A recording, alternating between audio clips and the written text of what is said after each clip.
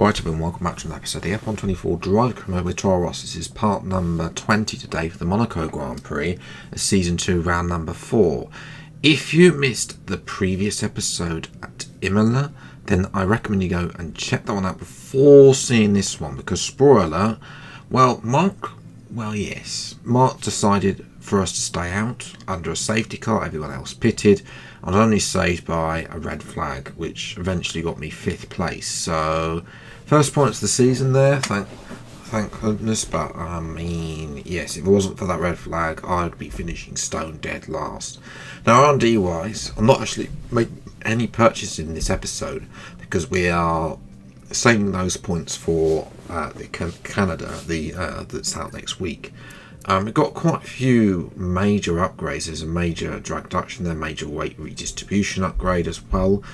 Unfortunately, the practice programs are not giving me discounts on these programs, on those bits of R&D. There's a major weight reduction upgrade available as well, along with a major engine power, and there's also a major ERS upgrade available. So there's quite a few majors available that are in the pipeline that's going to turn this car into a front-running team, I reckon. But of course, we've got to get those R&D points with no reductions in price. It is going to take a while. The only team to bring upgrades to Monaco, by the way, is our rivals Williams. So that is very annoying that they have decided to bring upgrades. You know, because we were very neck and neck with them actually at the previous race in Imola, and now they've sprinted ahead again. So this is going to be an R&D race between the likes of Williams and ourselves, and also the upper 5 teams to see what we can do. But we'll move it to qualifying then, and Monaco is Monaco, and it's the most crucial qualifying on the calendar, which is precisely why I'm currently down in P16 as well. Obviously, qualifying in this car hasn't been a strong point for me so far. I've only qualified 16th and 19th twice, so yes, but I'm looking to improve here. First search, I'm actually a 10th and a half up on Joe, although I don't know how competitive Joe's time really is, because he is a Slauber. 2.5 tenths up though, going through this section. Middle sector is actually where I'm the strongest on this calendar, on this track, compared to the AI. As well, 3 and a bit tenths up. Now, what you're about to see here, that didn't happen. That's the line that I can get away with. Nothing to see there. 4 tenths up now, 2.5 tenths better than Bottas, who's just improved down to P19, make that P20 there. Porsche has not improved. I'm the last person with a time to set on my second run up to the line, and where is he going to be? P14. So it's the best qualifying of the season, 10th behind Tsunoda. I'll take that. I can definitely get some points from here. Verstappen is on pole, only just so from his old teammate Sergio Perez, his new teammate just behind. Piastri down is 6th, not a great qualifying for Piastri as well. So yeah, I'll definitely take P14, but we'll have to see what we can do from 14th on the grid. Are points on the cards? Hope so. Let's time for the race day's Monaco Grand Prix.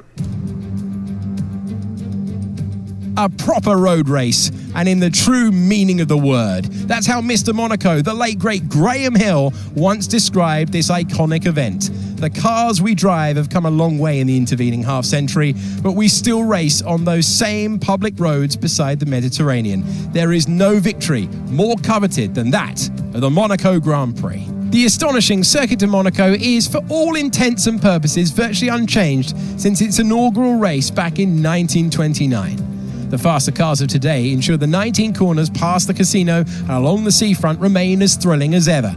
A 2.1-mile lap here takes us around an entire country, yet never more than a few inches away from the race-ending barriers. Before we begin, let's take a quick look at the grid lineup for today's race. Max Verstappen put in a fantastic lap yesterday, and he'll start from pole position, edging out Sergio Perez, who lines up P2. Moving on to the rest of the grid, we have Norris, Sainz, Leclerc, Hamilton, Russell, Fernando Alonso, Magnussen, Tsunoda, Stroll, Gasly, Phoenix, Ocon, Albon, Oscar Piastri, Hulkenberg, Bottas, Teo Porcher, and Zhou Guanyu. It's almost time for those 5 red lights to go out then. Let's see who can prevail today. Welcome to the commentary box. I'm Alex Jakes. Alongside me is Anthony Davidson. Now, those final hours before a race, did you have a routine? Well, for them, you've got... If we want to achieve a points finish like last race, you're going to need to push for positions early on. Let's go for it. Good luck. Thanks, Mark. Well, ignore Anthony's rabble there. Race strategy is a bit interesting because personalised and rejected is between a soft medium and a medium hard. Now, I don't particularly want to start on soft tyres. I think I can better utilise those softs in the end of the race. And also, if there's a safety car, which the title is going to spoil that for you, because there's going to be 2. Yeah, so I decided to go medium soft and lower the fuel a little bit as well. But yes, 5 red lights then for the Monaco Grand Prix. Lights are out, away we go, and it's an okay start. Not got GASLY up the line as well. He's on the hard time. I'm going to sit it down the inside of him. Can I get Stroll as well? Side by side up the hill, 2x2, because Tsunoda's having to go at Alonso there. Not able to get Tsunoda there. Stroll there, main P13, I think, as well as Perez. It was a shocking start. He's back behind. He's lost out to Norris, and he's lost out to I think both Ferraris as well. And I'm looking to get Stroll as soon as possible. I'm going to send it down here as well. It's a double dive bomb on Tsunoda as well. Thank you very much. And up into the points, P10. That's a very good start as well. Especially those hard runners. I want to get in front of them as soon as possible because the hard runners, of course, are going to have better tyres the second half of this race. As well. Now I'm watching the 2 Alpines there. There's a Sauber as well. They're really not going that well, so there's sort of a gap of emerging. It was good to get in front of those actually. Unlike Piastri, who's starting the hard tyre, is starting to struggle. But yes, confirmation is a Red Bull 1-2. Verstappen and Norris, Leclerc, those 3 have sort of broken away from Perez, who's holding up Sainz, Russell and Hamilton as well. But I jumped to lap 7. I'm stuck behind Magnussen. K-Mag is causing a bit of a train. Only got R5 cars though, because the Alpines are starting to slow up a bit on their hard tyres. As well, I want to try and clear that, get as much gap to those Alpines as possible. But yeah, so jump to lap 7. Alonso seems a bit slow in this final section. I've mentioned our car is a little bit draggy, so this is going to be probably a better track for us compared to a less draggy Aston Martin, for example. Less than over behind actually on that number 8 as well. Now have a look around the outside. This will be outside of the final corner. Anthony Noakes and Alonso has clattered the wall. That is a typical AI response. This is Rascas around the outside. Then I left him plenty of room. Anthony knows to get the overtake done, but yes, Alonso clattered the wall. He's got no front wing. Just look at this. Yeah, no way is he making that corner on that line. The AI still don't really know when to yield on some corners as well. That's not the first time that's happened on the F1 game. It's in previous years I've definitely seen overtakes like that. But Alonso lucky not to DNF, but his front wing scattered up over the the rear round Rascas and Anthony knows, so that the marshals need to come on the track, so that's why this is a safety car. Now Magnussen has got lucky, by the way. He's up to P6 as well. Verstappen leads on the safety car from Leclerc. Norris has lost out with the double stack. But yeah, Magnussen's put a car in between us, and that's Carlos Sainz, who had a double stack behind Leclerc. Hamilton has also lost out Albon, and what on earth is Sainz doing there? He's clipped the barrier. Sorry, clipped the wall here at the Noval chicane. They're all doing it. How bizarre. That is definitely a new one. I've not seen that before. Let me know you have in the comments below. But anyway, the safety car's coming on that number 11. Monaco, there's not really much I can do on the safety car restart. I've never been good at safety car restarts around Monaco as well. So yes, but Bottas, under the of course, Bottas once again is in the position where he's got leaped himself up to P11, and he's starting to cause another train as well. And his teammate Joe Granu locks up there as well, and now they're going side by side with Stroll into the hairpin. Lucky that they didn't crash there, as well as they go down to the bottom corner. Joe has the outside line, the better traction, and Stroll has to remain in what is what is actually last at the moment, I believe, because of course Alonso. He had to wait for Alonso to his front wing fixed as well. But yes, Sainz, I'm really able to get past Sainz. The team wanted me to get past Sainz for lap 16, to be honest. It's Monaco, there's not really a chance to make a move, other than really, there's fewer chances there, as Verstappen is still leading, but with Norris not being re-gunning, Leclerc is there. Perez has picked up his pace as well, so those three are, closely matched, and that's Gasly gone backwards, and he's crashed at Casino. What on earth happened to Gasly here? Was it just too much? I think it was just too much power. He gets on the power, and the rear end just overtakes him into the wall, and Gasly is out of the race. And of course, to clear up Gasly's mess, we're going to need a safety car. Surprised there's no red flags there as well, but yes, the safety car's come out for a second time, third time in 2 races here. So yes, and again Sainz clips that wall at the Noble chicane. Really weird there, and the safety car's coming in at the end of lap 19. The hards, you can see there's not much wear on them. I was half tempted to pit again, but then this is Monaco. I'm in the points.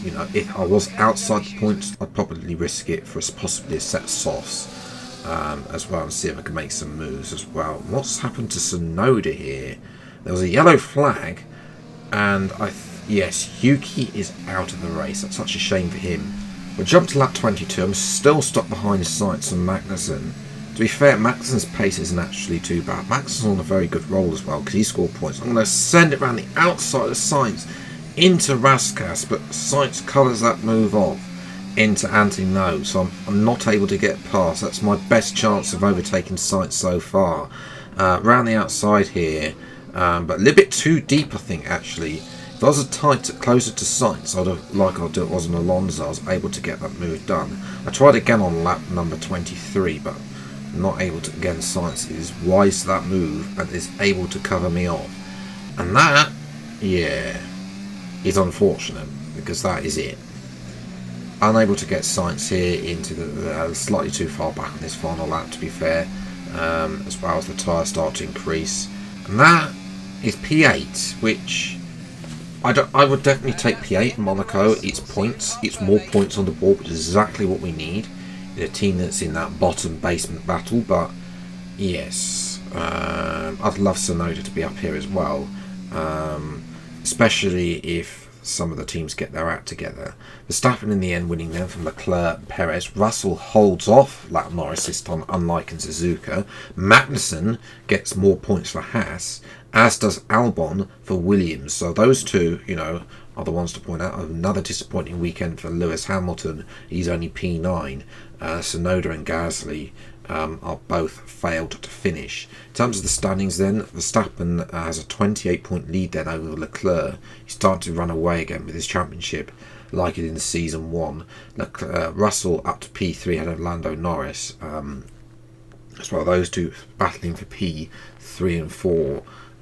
Alonso down to P5 now. Perez moves in front of Piastri as well.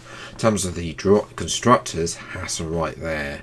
Williams not too far behind. Alpine and Sauber have been sort of left behind, really. It's the bottom 2 teams. Yes, those 2 teams did not score today. And in those, I think in this constructors battle, it's going to be like that.